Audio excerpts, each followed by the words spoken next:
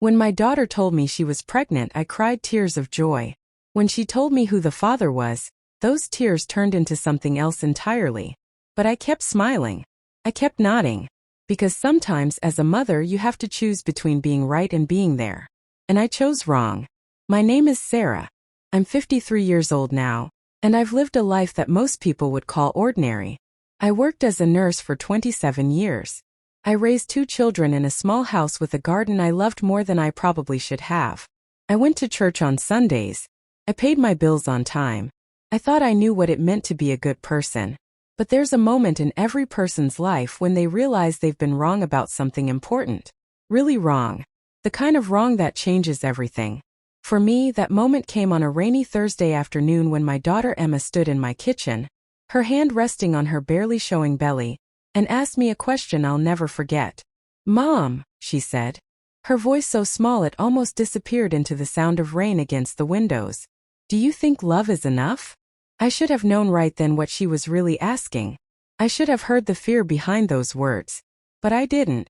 Instead, I poured her a cup of tea and told her that love was wonderful. But life required more than just feelings. Life required planning, stability, common sense. What I didn't say, what I couldn't even admit to myself at the time, was that I had already decided her love wasn't good enough. Not because it wasn't real. Not because it wasn't strong. But because of something so stupid, so small-minded that even now, years later, I feel ashamed to speak it out loud. The rain kept falling that afternoon. And somewhere between the tea getting cold and the sky growing dark, I made choices that would break my daughter's heart and nearly destroy everything I loved. This is the story of how I almost lost my family. Not to death or distance, but to something far more common and far more dangerous. My own stubborn pride and the poison of prejudice I didn't even know I carried inside me. Let me take you back to the beginning, before everything fell apart. Before the tears and the shouting and the silence that followed. Back when I thought I had everything figured out. I grew up in a small town in Pennsylvania, the kind of place where everyone knew everyone else's business. My parents were good people. Hardworking, honest, and deeply rooted in their community. My father worked at the steel mill for 40 years. My mother raised 4 children and never once complained about how little we had. They taught me that family came first, that you worked hard for what you wanted, and that you treated people with respect. At least that's what I thought they taught me. I met my husband, Robert, when I was 22. He was studying to be an accountant, and I was just finishing nursing school. We fell in love the way young people do, quickly, completely, without really understanding what we were promising each other. But we made it work. We built a life together. We had Emma 2 years after we married, and then our son David came along 3 years after that. Robert was a good husband, a good father. He coached David's little league team and never missed one of Emma's school plays. He kissed me goodbye every morning before work and asked about my day every evening when he came home. We weren't rich, but we were comfortable. We had enough. Our house was a modest 2-story with blue shutters that Robert painted every few years. I kept a garden in the back where I grew tomatoes and herbs and roses that bloomed pink every summer. Emma used to help me weed between the rows when she was little, her small hands pulling dandelions while she chattered about her day at school. Emma, my beautiful girl. She was the kind of child who never caused trouble. She got good grades without being pushed. She had friends who came over for sleepovers where they'd giggle until midnight. She played the piano, not brilliantly, but with enough heart that it made people smile when she performed at recitals. She was kind, thoughtful, the type of daughter who remembered Mother's Day without being reminded, and who called me from college just to say hello. When she went away to university, I cried for 3 days. Robert laughed at me gently and reminded me that she was only 2 hours away, that she'd be home for Thanksgiving and Christmas and probably half the weekends in between. He was right, of course. Emma came home often. She'd walk through the door with bags of laundry and stories about her classes, her roommates, her dreams of becoming a teacher. And for 4 years that's exactly how it went. She studied hard. She came home when she could. She called every Sunday evening. I thought I knew everything about her life. But I didn't. There were things Emma wasn't telling me. Important things. And when I finally learned the truth, when she finally trusted me enough to share the most important part of her world, I failed her in ways I'm still learning to understand. David was different from Emma. Where she was careful and thoughtful, he was bold and sometimes reckless. He played football in high school and broke his arm twice. He dated a different girl every few months. He was loud where Emma was quiet, messy where she was neat. But he had a good heart. He loved his sister fiercely. When kids at school teased Emma for being too studious, David stood up for her. When she was nervous about her first day of high school, he walked her to her classes and introduced her to his friends. Robert and I used to joke that we got lucky with our kids. Sure, they fought sometimes the way siblings do. And yes, David's grades could have been better. And Emma worried too much about things that didn't matter. But they were good kids. They were growing into good adults. We thought we'd done everything right. Our extended family was small. Robert's parents had passed away before the kids were born, and my own parents were getting older, needing more help as the years went by. My sister lived 3 states away, and we only saw her at holidays. So it was mostly just us, Robert, me, Emma, and David. Our little unit. Our safe bubble. I worked at the community hospital, mostly in the emergency room. I'd chosen emergency nursing because I liked the fast pace, the variety, the feeling of helping people in their worst moments. I'd seen a lot in those years. Car accidents, heart attacks, overdoses, children with broken bones, elderly people taking their last breaths. I thought that working in the ER had made me tough, patient, non-judgmental. I thought I'd seen enough of life to understand that people came in all types, from all backgrounds, with all sorts of stories. I prided myself on treating everyone the same. The homeless man with pneumonia got the same care as the businessman with chest pain. I didn't care if you were rich or poor, young or old, black or white. At least that's what I told myself. Robert and I lived a predictable life. We had dinner together every night when our schedules allowed. We watched the news afterward. We went to bed early and woke up early. On Sundays we went to church, a small Methodist congregation where we'd been members for 20 years. We sang hymns. We bowed our heads during prayers. We donated to the food bank and volunteered at the annual fundraiser. We were good people, good neighbors, good citizens. And somewhere along the way, without even realizing it, we became the kind of people who believed that good looked a certain way, sounded a certain way, came from a certain kind of family. We never said it out loud. We never sat down and decided we were going to judge people based on the color of their skin or the neighborhood they came from. It was subtler than that, more insidious. It was in the way Robert changed the channel when certain news stories came on.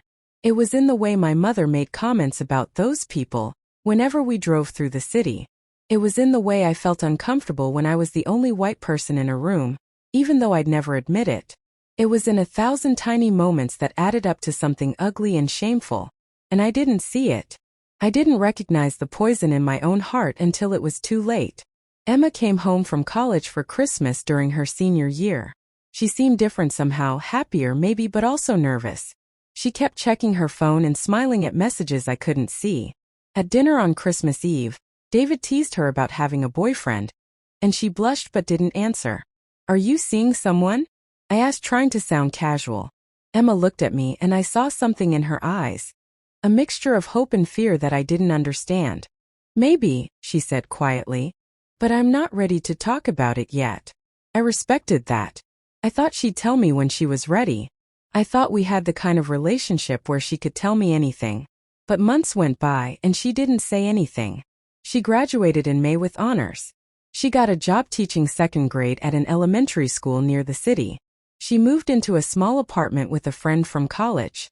And she kept smiling at her phone. Kept having conversations she'd leave the room for.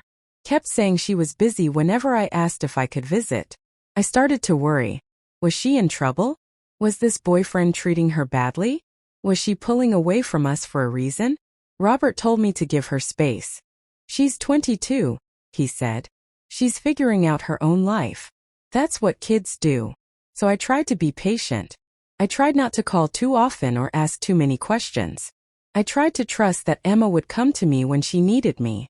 And then one Sunday in August, she called and asked if she could come home. Just her. Without her roommate. She said she needed to talk to us about something important. My stomach dropped when she said that. Important conversations were never good. Was she sick? Was she losing her job? Was she moving across the country? She drove home on a Saturday morning, arriving just before lunch. I made her favorite meal, chicken pot pie with biscuits and green beans from the garden. She picked at her food, barely eating, her eyes darting between me and Robert like she was trying to decide something. "Emma," I finally said, setting down my fork. "Whatever it is, you can tell us. We're your parents. We love you no matter what." She took a deep breath. Her hands were shaking. "I'm pregnant," she said. The room went silent. Robert's fork clattered against his plate.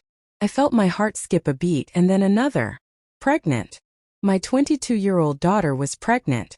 "Okay," I said slowly, trying to keep my voice steady. "Okay. Are you, how far along?" "About 3 months," she said, her voice barely above a whisper. 3 months. That meant she'd known for a while. She'd been keeping this secret, carrying this news alone, and I hadn't even noticed. "And the father?" Robert asked, his voice tight.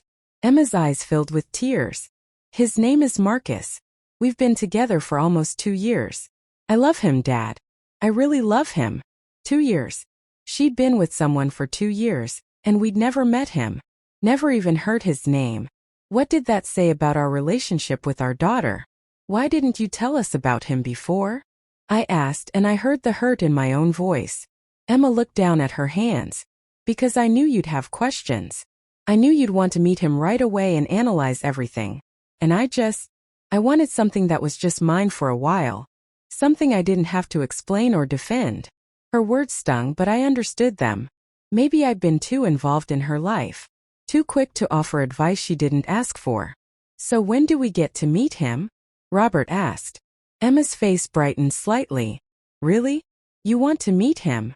"Of course," I said, reaching across the table to take her hand. "You're having a baby. That makes him family now. We want to know the man our daughter loves." She squeezed my hand, and some of the tension left her shoulders. "He's wonderful, Mom. I can't wait for you to meet him. He's kind and smart and he makes me laugh. He's going to be such a good father." We set a date for the following weekend. Emma would bring Marcus home for dinner. We'd sit down together like civilized adults and get to know each other. I planned the menu: roast chicken, mashed potatoes, salad, apple pie for dessert. I cleaned the house from top to bottom. I bought flowers for the table. I was nervous, but I was also excited. My daughter was going to have a baby. I was going to be a grandmother. And I was finally going to meet the man who'd captured Emma's heart. But underneath that excitement, underneath that nervous energy, there was something else. A small voice in the back of my mind that kept asking questions I didn't want to answer. Why had Emma kept him a secret for so long? What was she so afraid we'd think?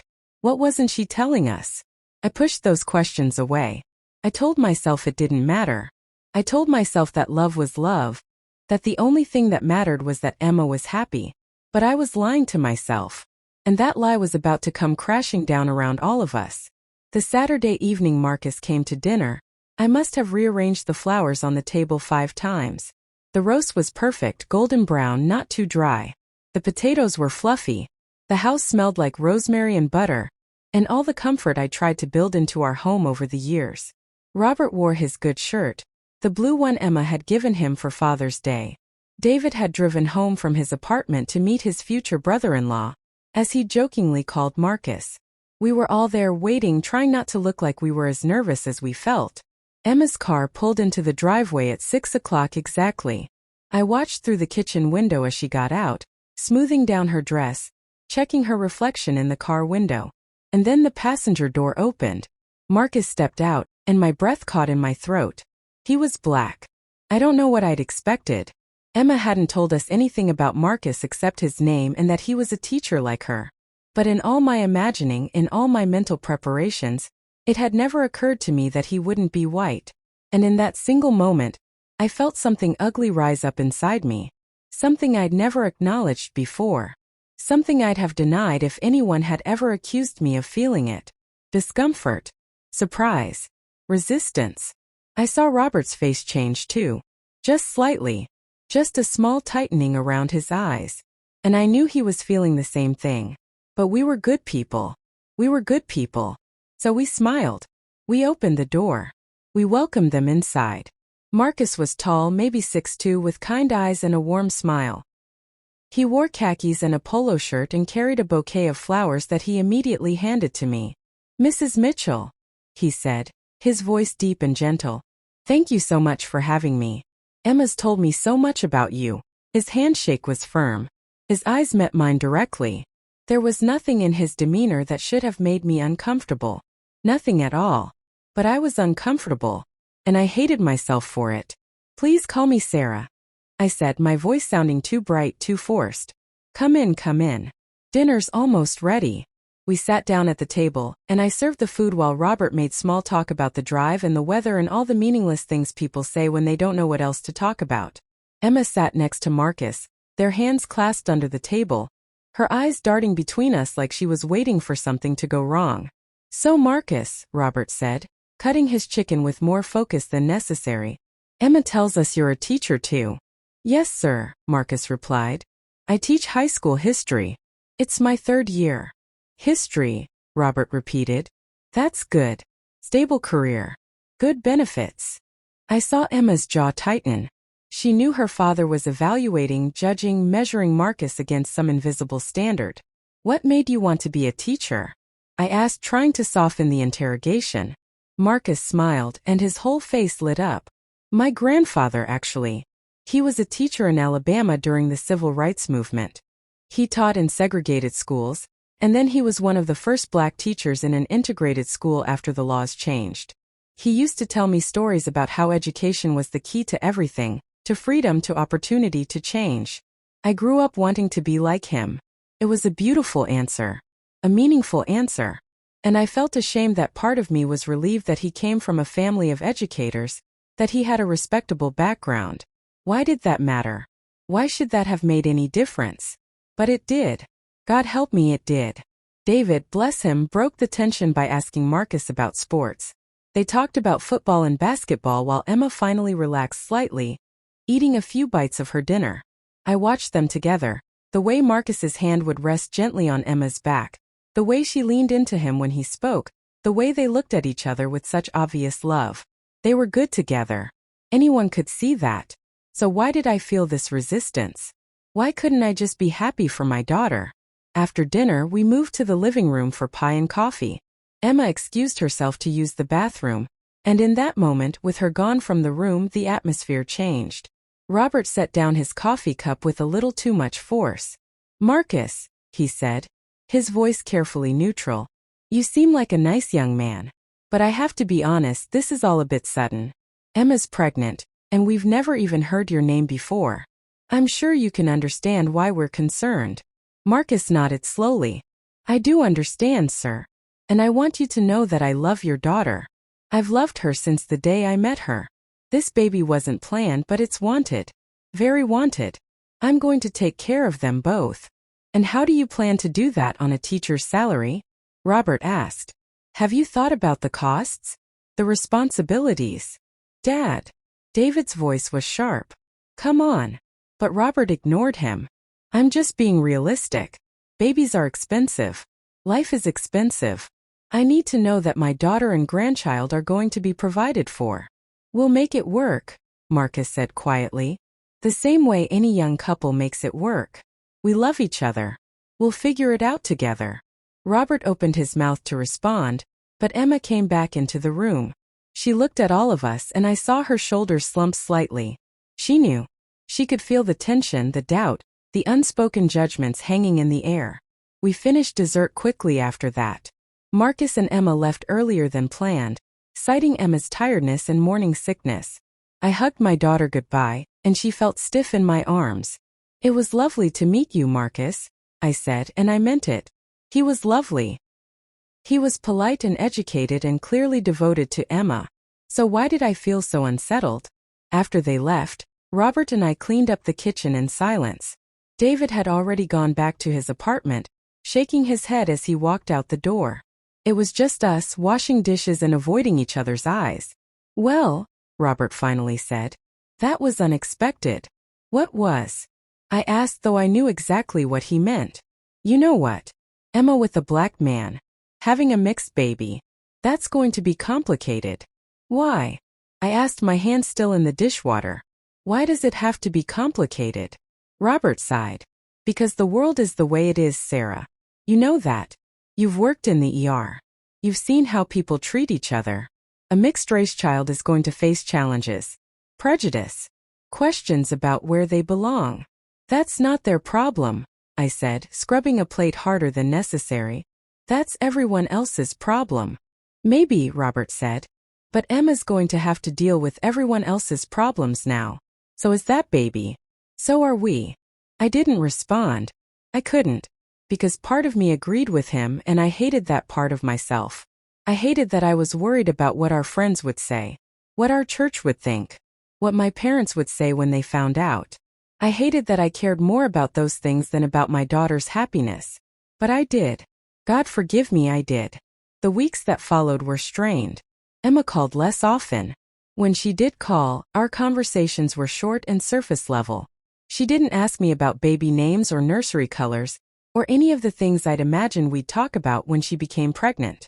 She didn't invite me to doctor's appointments or ask for advice about maternity clothes. She was pulling away from me and I was letting her.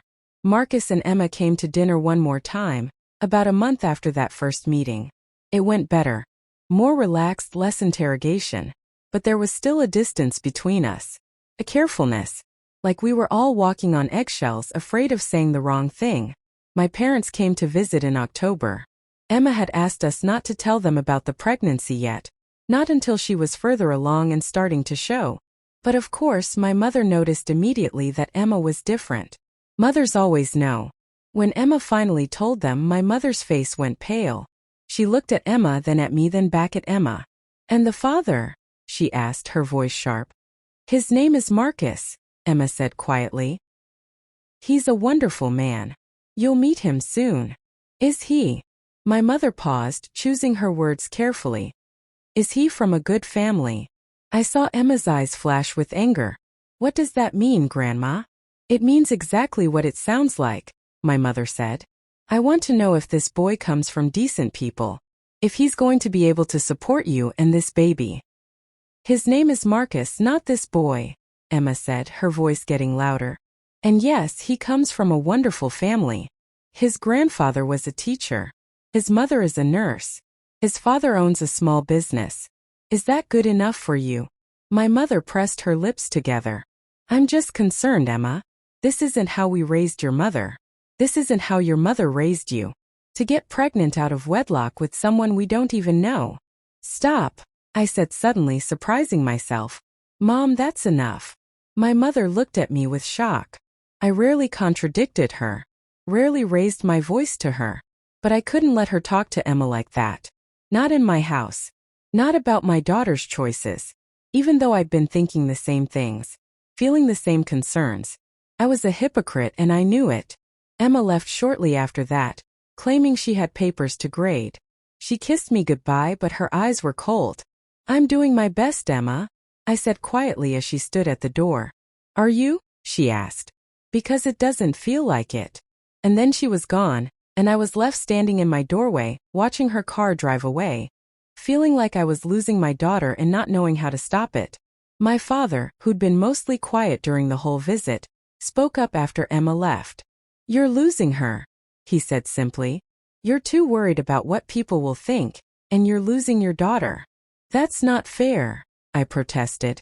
I'm just trying to make sure she's making good decisions. That she's thought this through. Has it occurred to you, my father said gently, that maybe the problem isn't Emma's decisions? Maybe it's your reaction to them. I didn't answer. Because he was right and I wasn't ready to admit it yet. Robert and I had our own arguments during this time. Late at night, when we should have been sleeping, we'd lie in bed and whisper fight about Emma and Marcus and the baby. We should be supporting her, I'd say. We are supporting her, Robert would reply. But that doesn't mean we have to pretend this is easy. That there won't be challenges. What challenges? I demand. They love each other. They're both educated. They both have jobs. What's the problem? You know what the problem is, Robert would say. Don't make me say it out loud. But I wanted him to say it out loud. I wanted to hear him admit what we were both thinking so that maybe, just maybe, we could confront it. Name it. Deal with it. But he never did. And neither did I. Instead, we let it sit between us, this unspoken prejudice, this ugly thing we didn't want to acknowledge. We let it poison our relationship with our daughter. We let it steal the joy that should have come with the news of a grandchild. Emma stopped coming home for Sunday dinners. She made excuses. She was tired, she had work, Marcus's family had invited them over. But I knew the truth. She didn't want to be around us. Didn't want to subject Marcus to our subtle judgments and careful questions. I started going to the baby stores alone, looking at tiny clothes and cribs and stuffed animals. I'd pick things up and imagine my grandchild, and my heart would fill with love. But then I'd remember the color of Marcus's skin, and shame would wash over me. What kind of grandmother was I? What kind of person? I told myself I was worried about the challenges the baby would face, the racism they'd encounter, the identity struggles of being mixed race in a world that wanted everyone to pick a side. But that was just an excuse. The truth was simpler and uglier. I was uncomfortable. I was prejudiced. And I didn't know how to fix it. The breaking point came in November, just after Thanksgiving. Emma had spent the holiday with Marcus's family, which had hurt more than I wanted to admit. Our Thanksgiving table felt empty without her. David tried to fill the silence with stories about his new job, but even he couldn't hide the sadness of Emma's absence. The Friday after Thanksgiving, Emma called. Her voice was tight with anger and hurt. "I need to tell you something," she said without preamble. "And I need you to listen without interrupting." "Okay," I said, my heart already sinking. "Marcus asked me to marry him," she said. "And I said yes. I should have been happy. I should have congratulated her. I should have asked about the ring, about their plans, about when they were thinking of having the wedding. But instead, the first words out of my mouth were, 'Don't you think you should wait? Until after the baby is born? Until you're sure?' The silence on the other end of the line was deafening. "Sure about what, Mom?" Emma's voice was cold. "Sure that I love him? Sure that he's the man I want to spend my life with? Or sure that he's the right color for you to approve of?" "Emma, that's not." "Don't," she cut me off. "Don't lie to me. I know what this is about. I've known since the first night Marcus came to dinner. I saw your face. I saw Dad's face. I saw the way you both looked at him like he was some kind of problem you had to figure out." Tears were streaming down my face now. "We're just worried about you. About the challenges." "Stop calling it challenges," Emma said, her voice breaking. "Just be honest. You don't want your daughter to marry a black man. You don't want your grandchild to be mixed. You're ashamed. Just admit it." "I'm not ashamed," I said, but even as I said it, I knew it was a lie. "Then prove it," Emma said. "Come to dinner at Marcus's parents' house this Sunday. Meet his family. Show me that you actually want to be part of our lives. Because right now, Mom, it feels like you're choosing your comfort over your own daughter." She hung up before I could respond. I sat there with the phone in my hand, crying harder than I'd cried in years. Robert came into the room and asked what was wrong, and I told him everything. "We have to go," I said. "We have to go to that dinner." Robert's face tightened. "Sarah." "No," I said firmly. "Emma's right. We've been terrible. We've let our own prejudices hurt her. And I'm not losing my daughter over this. I'm not." So that Sunday, we drove to Marcus's parents' house in the city. My stomach was in knots the entire drive. Robert's hands were tight on the steering wheel. Neither of us spoke much. Marcus's parents lived in a nice neighborhood, with well-kept houses and children playing on the sidewalks. Their home was warm and welcoming, with family photos covering every surface and the smell of something delicious cooking in the kitchen. Marcus's mother, Patricia, greeted us at the door with a smile that didn't quite reach her eyes. She was a small woman with gray-streaked hair and the same kind eyes as her son. "You must be Sarah and Robert," she said, shaking our hands. "Come in, please." Marcus's father, James, was tall and broad-shouldered, with silver hair and a quiet dignity that reminded me of my own father. He shook Robert's hand firmly and nodded at me politely. Emma was there, sitting on the couch next to Marcus, her hand in his. She looked at us with guarded hope, like she wanted to believe we'd do the right thing but wasn't quite sure we would. The dinner was awkward. We all tried our best, making conversation about food and weather and neutral topics. But there was tension underneath everything. Patricia asked about my work at the hospital and I asked about hers. James and Robert talked about football. Marcus and Emma mostly stayed quiet, watching all of us carefully. But then over dessert, a sweet potato pie that was the best I'd ever tasted, James asked the question that changed everything. "So," he said, looking directly at Robert, "how do you really feel about your daughter marrying my son?" The room went completely silent. Emma's eyes went wide. Patricia looked at her husband with surprise. Robert set down his fork slowly. "I'll be honest," Robert said, and my heart sank. "It's been an adjustment. We didn't expect this. We had different ideas about Emma's future." "Different ideas," James repeated, his voice neutral. "You mean you didn't expect her to fall in love with a black man?" "James," Patricia started, but he held up his hand. "No," he said. "Let's be clear about what we're talking about here. Because my son has come home worried sick about whether he's good enough for your daughter. Not because he's not educated or responsible or kind, but because his skin is brown. And I need to know, are you people going to make my grandchild feel like they don't belong in their own family?" The words hit like a slap, but they were fair. They were true. I felt something break open inside me. All the excuses I'd been making, all the ways I'd been justifying my discomfort, all the lies I'd been telling myself, they crumbled away and I was left facing the ugly truth. I was prejudiced. I was wrong. And I was hurting people I loved because of it. "I'm sorry," I said, my voice shaking. "You're right. I've been terrible. We've been terrible. And I don't have a good excuse. I thought I was a good person. I thought I didn't have prejudice in my heart. But I was wrong." Tears were falling freely now, and I didn't try to stop them. "Marcus," I said, turning to look at him, "you are a wonderful man. You're kind and respectful and you clearly love my daughter very much. And I've treated you like you weren't good enough. Not because of anything you did. Not because of who you are. But because of the color of your skin. And that's shameful. I'm ashamed of myself." Emma was crying too now. Marcus had his arm around her, his own eyes glistening. "I want to do better," I continued.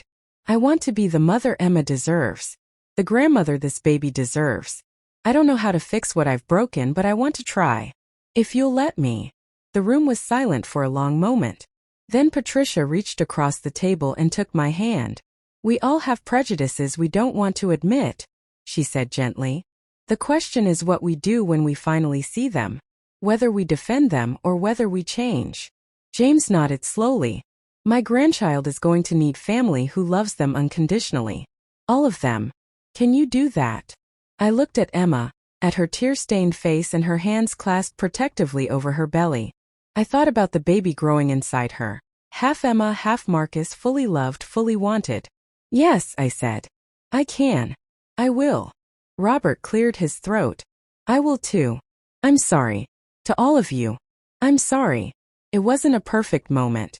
It didn't fix everything instantly. But it was a beginning." Emma came to me after dinner, and we held each other and cried. I apologized over and over and she forgave me even though I wasn't sure I deserved it yet. "I need you, Mom," she whispered. "I need you to be happy about this baby. To be excited. To be there." "I am," I said. "I will be. I promise." And I meant it. With everything in me, I meant it. The months that followed were not easy, but they were better. I had to confront parts of myself I'd spent years pretending didn't exist. I had to examine every assumption, every reaction, every uncomfortable feeling and ask myself why it was there. I started reading books about racism and prejudice. I started paying attention to the world in ways I never had before. Noticing how people of color were treated, how they were talked about, how they were seen. I started listening more and talking less. Robert did the same, though it was harder for him. He'd grown up in a more explicitly racist environment than I had. And undoing that conditioning took work. But he did the work. Because Emma mattered more than his comfort. We started spending more time with Marcus's family. Sunday dinners became a regular thing, alternating between our house and theirs. I learned to make Patricia's sweet potato pie, and she learned to make my chicken pot pie. James and Robert started watching football games together. We weren't perfect, but we were trying. And slowly, carefully, Emma let us back in. She invited me to her next doctor's appointment, and I held her hand while we listened to the baby's heartbeat. That quick, strong rhythm that sounded like hope. She called me when she felt the baby kick for the first time. Her voice full of wonder and excitement. She asked for my opinion on cribs and car seats and nursery colors. We were rebuilding what I'd almost destroyed. Marcus and Emma got married in January, in a small ceremony at the courthouse. Just family, Emma's and Marcus's parents, David, Marcus's sister and her children, and a few close friends. Emma wore a simple white dress that accommodated her growing belly. Marcus cried when he saw her. So did I. When the officiant asked if anyone objected to the marriage, there was only silence and smiles. When they kissed, we all cheered. And when Emma hugged me afterward, she whispered, "Thank you for being here, Mom. Thank you for trying." I held her tight and promised myself I would never stop trying. The baby came in March, 3 weeks early but healthy and perfect. A little girl with dark curls and eyes that would eventually settle into a warm brown. They named her Grace Patricia Mitchell Johnson. Grace for the chance we'd all been given to start over. Patricia for Marcus's mother who'd shown me more kindness than I deserved. I was in the delivery room when Grace was born. Emma had asked me to be there, and I'd cried when she invited me. I held Emma's hand through the contractions, wiped her forehead, told her she was strong and brave and doing beautifully. And when Grace finally emerged, wailing and red-faced and absolutely perfect, I fell in love in a way I'd never experienced before.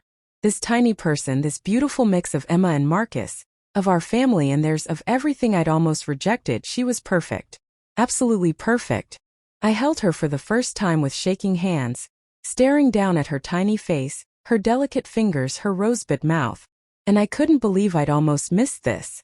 That I'd almost let my prejudice steal this joy from me. "I'm sorry," I whispered to her, even though she couldn't understand. "I'm sorry I wasn't better sooner. But I promise you, Grace, I'm going to love you with everything I have. I'm going to protect you and support you and make sure you always know you're loved. No matter what." Emma was watching me from the hospital bed, tears streaming down her face. Marcus stood beside her, his hand on her shoulder. "Thank you, Mom," Emma said quietly. "For changing. For trying. For being here." "Thank you for giving me another chance," I replied. "For not giving up on me when you had every right to." Those first few weeks with Grace were exhausting and beautiful. Emma and Marcus moved into a small house closer to both sets of grandparents so we could all help. I took time off work to be there, to learn Grace's routines and rhythms, to support Emma as she navigated new motherhood. Patricia and I became friends during those weeks. Real friends. We'd sit together in Emma's living room, holding Grace while Emma slept, and we'd talk about everything. Our own experiences as mothers, our hopes for Grace, our fears about the world she was growing up in. "She's going to face challenges we can't protect her from," Patricia said one afternoon, looking down at Grace sleeping in her arms. "People are going to have opinions about who she is, about where she belongs." "I know," I said quietly. "And I'm ashamed that I was one of those people. That I added to the burden instead of helping carry it." Patricia looked at me with those kind, knowing eyes. "But you changed. That matters. Grace is going to need grandparents who can help her understand both sides of her heritage, who can help her be proud of all of who she is." I thought about that conversation often in the months and years that followed. About the responsibility we all had to make Grace's world better, kinder, more accepting. I started speaking up in ways I never had before. When someone at church made a comment about those people, I corrected them gently but firmly. When my mother made assumptions about why certain neighborhoods had more crime, I challenged her with facts. When Robert slipped back into old patterns of thinking, I called him on it. It wasn't comfortable. Some people didn't like the new me, the one who wouldn't laugh at inappropriate jokes or let ignorant comments slide. I lost a few friends who thought I'd become too sensitive or too political. But I gained something far more valuable. I gained integrity, and I gained the right to look my granddaughter in the eyes and know I was doing everything I could to make the world better for her. Grace grew from a tiny infant into a curious toddler. She had Emma's smile and Marcus's laugh. She loved books and music and anything that sparkled. She called me Gamma and Robert Gampa, and ran to us with squeals of delight whenever we visited. She was loved fiercely by both families. We celebrated her first birthday together. Both sets of grandparents, aunts and uncles, cousins and friends. The party was loud and joyful and full of people of all colors, all backgrounds, all coming together to celebrate this beautiful child. I watched Grace that day, covered in chocolate cake, laughing as she tore into her presents, and I felt grateful. Grateful that Emma had been strong enough to stand up for her love. Grateful that Marcus had been patient with us. Grateful that Patricia and James had been willing to forgive. Grateful that I'd been given the chance to change. David got married a year after Grace was born. His wife Michelle was Asian American, and this time there was no hesitation from Robert or me. We welcomed her with open arms, and I saw the relief in Emma's eyes when she realized we'd really learned our lesson. "I'm proud of you, Mom," Emma told me at David's wedding reception. We were standing together, watching Grace dance with her new Aunt Michelle, both of them giggling. "I should have been better from the start," I said. "I should have." "Stop," Emma interrupted gently. "You can't change the past. But you changed yourself. That's what matters." I hugged her tight. This daughter who'd taught me so much about courage and forgiveness and love that's bigger than fear. My own parents struggled more with accepting the changes in our family. My mother, in particular, held on to her prejudices longer than anyone else. She loved Grace, that was never in question, but she made comments about Grace's hair being so different, or worried about Grace being confused about her identity. I had hard conversations with my mother, harder than any we'd ever had. I told her that her comments hurt and that they weren't acceptable. I told her that if she wanted to be part of Grace's life, she needed to celebrate all of who Grace was, not just the parts that made her comfortable. It took time. And honestly, I'm not sure my mother ever fully understood. But she tried. She stopped making those comments, at least around me. And she showered Grace with love in the ways she knew how. My father, on the other hand, surprised me.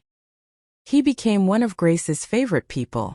He'd sit with her for hours, reading her books, helping her build block towers, pushing her on the swing in their backyard.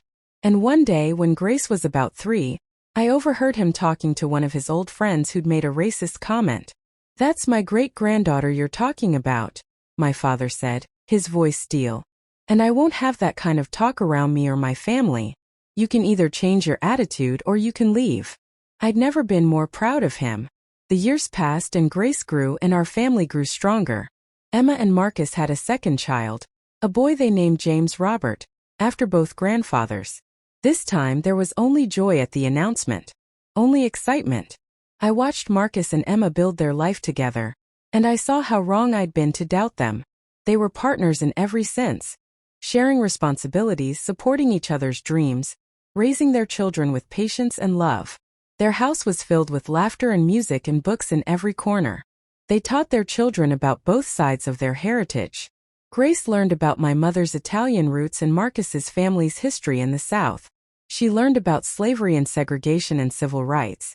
She learned about immigration and the American dream and all the complicated, messy, beautiful parts of being American. And she learned that love was bigger than all of it. That family wasn't about looking the same or coming from the same place. It was about showing up, about choosing each other, about doing the hard work of understanding and forgiveness. I went back to work at the hospital, but I was different, more aware, more careful with my assumptions. When I treated a young black man with a gunshot wound, I didn't make assumptions about gangs or violence. I saw a person who was hurting and needed help. When I cared for an elderly white woman who made racist comments, I challenged her gently instead of letting it slide. My coworkers noticed the change. Some of them started coming to me with questions about how to talk to their own families about race, about how to confront their own prejudices, about how to do better. "What changed for you?" one of them asked me during a lunch break. I thought about it for a moment. "My daughter fell in love with a man I almost rejected because of his skin color," I said. "And I had to choose between my comfort and my family. I chose wrong at first, but then I chose right. And everything changed. I started volunteering at a community center in Marcus's old neighborhood, helping with a health fair that provided free screenings and education. I met people I never would have met otherwise. I heard stories that broke my heart and inspired me. I learned how much I hadn't understood about the world beyond my comfortable suburb. Robert and I had many conversations during these years. Late-night talks about how we'd been raised, about the messages we'd absorbed without realizing it, about how to be better. "I never thought of myself as racist," Robert said one night. "I never said slurs or told racist jokes. I thought that was enough." "Me too," I admitted. "But not being actively racist isn't the same as being actively anti-racist. We have to do more than just not be bad. We have to actively be good." It was a lesson we kept learning, kept practicing, kept passing down to our grandchildren. Grace started kindergarten and Emma called me worried. A boy at school had asked Grace why her skin was dirty looking. What did she say? I asked, my heart breaking for my granddaughter. She told him her skin wasn't dirty, it was beautiful, and that people came in all different colors. Emma said, pride mixing with sadness in her voice.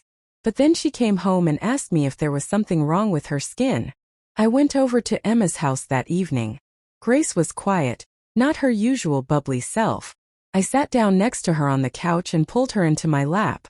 "Grace," I said gently, "do you know how a rainbow works?" She shook her head, her thumb in her mouth. "A rainbow has lots of different colors," I said. "Red and orange and yellow and green and blue and purple. And all those colors together make something beautiful. If it was just one color, it wouldn't be a rainbow at all. It would just be boring." Grace giggled a little at that. "People are like rainbows," I continued. "We come in lots of different colors. And that's what makes the world beautiful.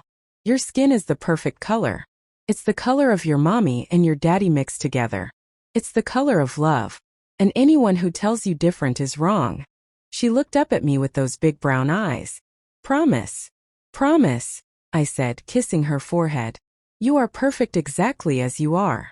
But inside I was raging. Raging that my 5-year-old granddaughter had to learn about racism. Raging that I couldn't protect her from it. Raging that we lived in a world where a child could be made to feel less than because of the color of their skin. And I realized that this was what Patricia had meant. This was the burden that Grace would carry, that James would carry, that all mixed-race children carry. Not because of anything wrong with them, but because of everything wrong with the world. I couldn't fix the world. But I could make sure Grace knew she was loved, that she was valued, that she belonged. Marcus and Emma handled it beautifully, as they always did. They talked to Grace's teacher, who addressed the issue with the class. They read Grace books about diversity and pride in all kinds of families. They made sure Grace knew her history, both the painful parts and the triumphant parts. And Grace bounced back as children do. But I saw the small change in her. A new awareness, a new understanding that not everyone would see her the way we did. It broke my heart. And it strengthened my resolve to do better, to speak up more, to never let injustice slide by unchallenged. Time continued to pass. Grace grew into a confident, kind-hearted child. James, her little brother, followed in her footsteps, curious and sweet and loved beyond measure. Emma and Marcus both became principals at their respective schools, making differences in their communities, advocating for all children. David and Michelle had children too. 2 beautiful girls who added even more joy and chaos to our family gatherings. Our family photos looked like a beautiful rainbow, just like I told Grace years ago. I retired from nursing at 65, ready to spend more time with my grandchildren. Robert and I traveled a bit, but mostly we stayed close to home, close to our family. We babysat often, and our house was always full of children's laughter and toys scattered across the living room floor. Patricia became one of my closest friends. We talked on the phone almost daily, comparing notes on grandparenting, sharing recipes, supporting each other through the normal struggles of aging. James and Robert played golf together every weekend. Our families were truly woven together. One evening when Grace was about 10, she asked me a question that caught me off guard. "Gamma, did you not want Daddy to marry Mommy because he's black?" I looked at this beautiful, perceptive child and knew I owed her the truth. "Yes," I said quietly. "At first I struggled with it, and I'm ashamed of that. I thought I was a good person, but I had prejudice in my heart that I didn't want to see." Grace was quiet for a moment, processing. "But you changed." "I did," I said. "Your mommy helped me see how wrong I was. And meeting your daddy and his family helped me understand that I've been judging people without even knowing them. I was scared of what I didn't understand." "Are you still scared?" Grace asked. "No," I said honestly. "Now I'm just grateful. Grateful that your mommy was brave enough to follow her heart." Grateful that your daddy was patient with me. Grateful that I got the chance to change. Because if I hadn't changed, I might have missed out on knowing you. And that would have been the biggest mistake of my life. Grace hugged me tight. I'm glad you changed too, Gamma. That conversation stayed with me.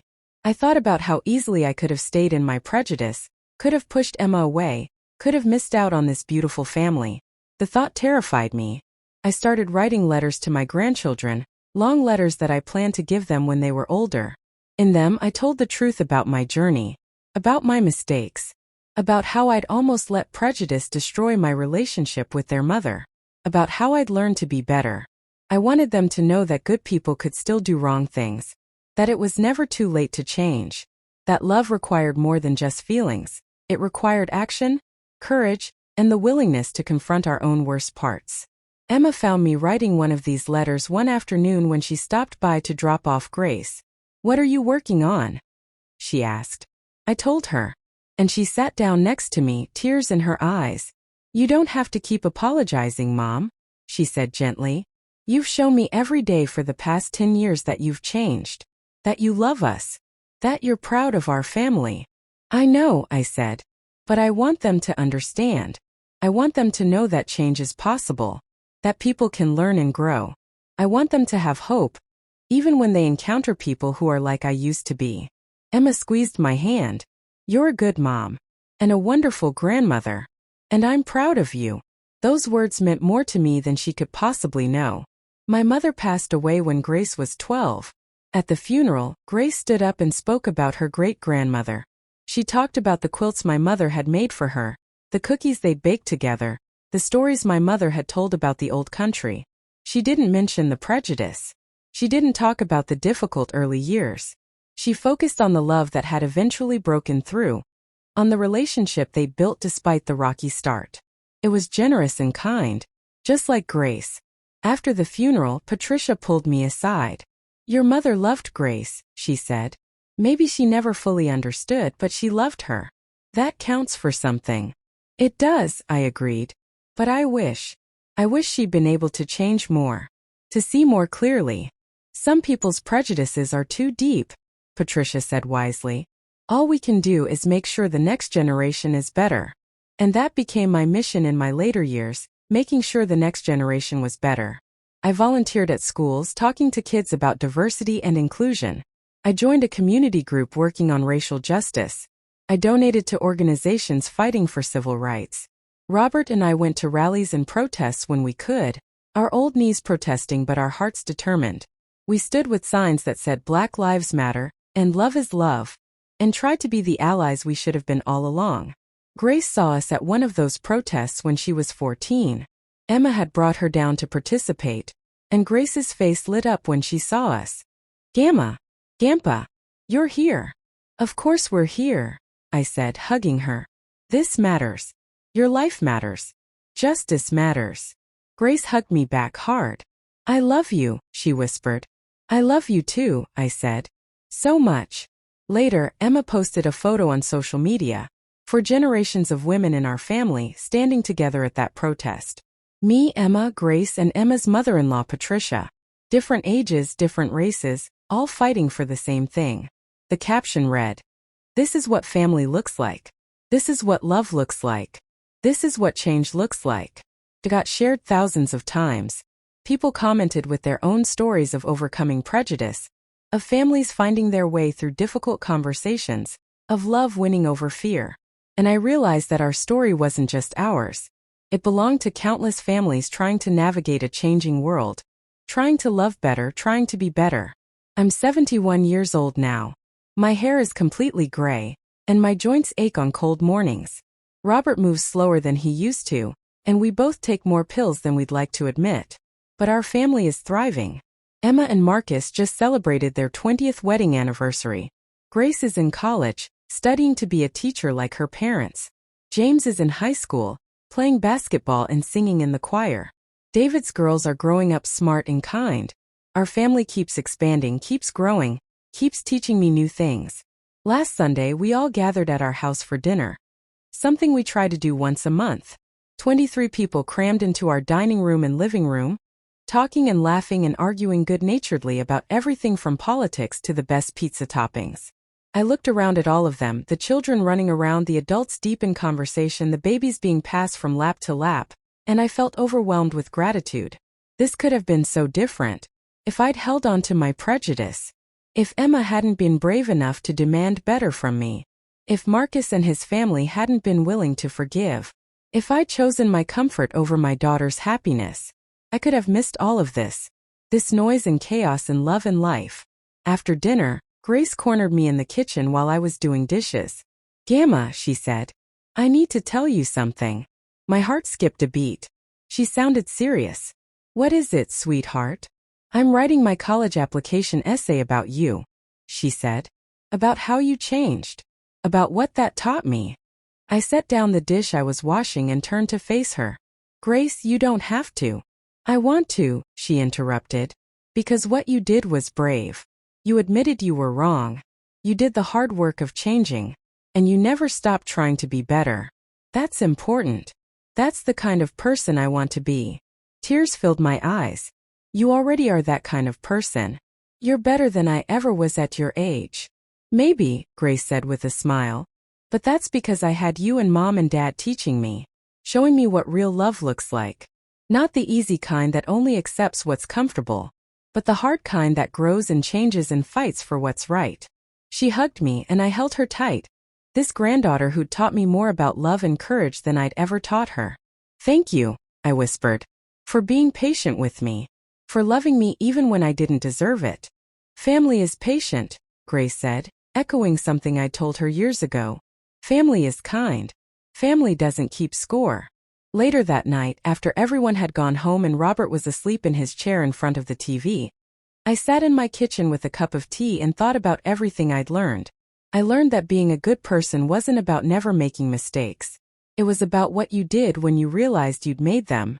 I learned that love wasn't just a feeling. It was a choice you made every day, especially on the days when it was hard. I learned that prejudice wasn't always loud and obvious.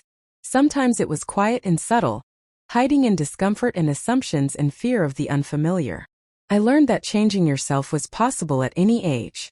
That it was never too late to become better. I learned that family wasn't about DNA or skin color or where you came from. It was about who showed up. Who chose you.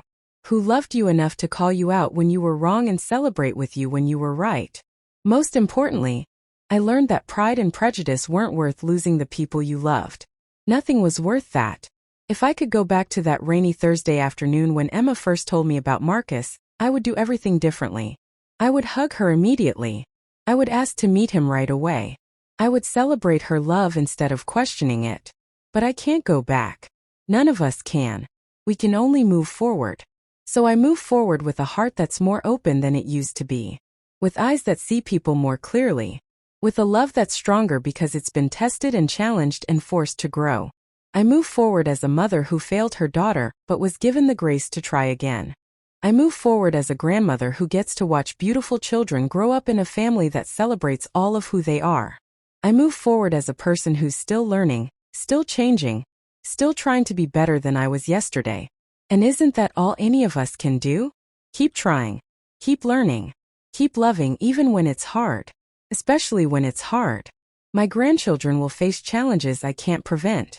They'll encounter prejudice and discrimination and people who see their mixed heritage as a problem instead of a gift. The world isn't fixed. It may never be fully fixed. But they'll face those challenges knowing they're loved. Knowing they have family on all sides supporting them. Knowing that even imperfect people can choose to be better. And maybe, just maybe, that will be enough. I think about James's question from that first dinner. When he asked if Robert and I would make our grandchild feel like they didn't belong in their own family. The answer now is no. Never. Grace and James and all their cousins belong completely. They're not half of one thing and half of another. They're whole. They're ours. They're perfect exactly as they are. That's what family really means. Not people who look the same or think the same or come from the same place. But people who choose each other day after day through the easy times and the hard times, through mistakes and forgiveness and growth. Family is the people who see you at your worst and love you anyway. Family is the people who call you out when you're wrong because they believe you can be better. Family is the people who celebrate your joy and share your sorrow, and show up when you need them. Family is patient. Family is kind. Family is love in action, not just in words. And I'm grateful every single day that I get to be part of this family. This beautiful, complicated, messy, perfect family. On the refrigerator, held up with a magnet Grace made in kindergarten, is a photo from her high school graduation. She's standing between Emma and Marcus, all three of them smiling. And on either side are grandparents, Patricia and James on one side, Robert and me on the other. Different colors. Different backgrounds. Different stories that somehow wove together into one family tapestry. Underneath the photo, Grace had written a quote. "Family isn't about whose blood you have. It's about who you love and who loves you back." She's right. She's always been right. And I'm spending the rest of my life proving that I understand that now. That I've learned what family really means. Not perfection. Not sameness. Not comfort or convenience. But love. Real, challenging, transformative love. The kind of love that demands we be better than we were yesterday. The kind of love that sees people for who they truly are, not who we expect them to be. The kind of love that builds bridges instead of walls. That's what family means. That's what I've learned. And I'm grateful beyond words that Emma loved me enough to teach me that lesson. Even when it hurt. Even when I resisted. Even when I didn't deserve her patience. She gave me the greatest gift anyone could give, the chance to change. The chance to be better. The chance to love without limits. And I will spend every day I have left honoring that gift. Because that's what mothers do. That's what grandmothers do. We show up. We do better. We love harder. And we pray that the next generation won't have to learn these lessons the hard way like we did. That they'll be born knowing what took us decades to understand. That love is love. That family is family. That people are people, worthy of dignity and respect and belonging, no matter what they look like or where they come from. That's my hope. That's my prayer. That's my promise to Grace and James and all the grandchildren who come after them. I won't be perfect. I'll still make mistakes. I'm still learning, still growing, still sometimes getting it wrong. But I'll keep trying. I'll keep showing up. I'll keep loving with everything I have. Because that's what family really means. And I finally understand that now. So if you're listening to this and you see yourself in my story, if you've ever let fear or prejudice or pride keep you from loving someone fully, I want you to know something. It's not too late. It's never too late to change. It won't be easy. You'll have to face parts of yourself you don't want to see. You'll have to admit things you don't want to admit. You'll have to do the uncomfortable work of examining every assumption you've ever made. But it's worth it. God, it's worth it. Because on the other side of that discomfort is love. Real, full, beautiful love. The kind that expands your world instead of shrinking it. The kind that brings joy you never imagined. The kind that makes you a better person than you ever thought you could be. And isn't that what we all want? To be better? To love better? To leave the world a little kinder than we found it? Think it is. So do the work. Have the hard conversations. Examine your heart. Challenge your assumptions. Choose love over comfort. Choose growth over pride. Choose people over prejudice. You won't regret it. I promise you won't regret it. This is Sarah. And this is my family. And this is what love looks like when you let it grow bigger than your fear. Thank you for listening.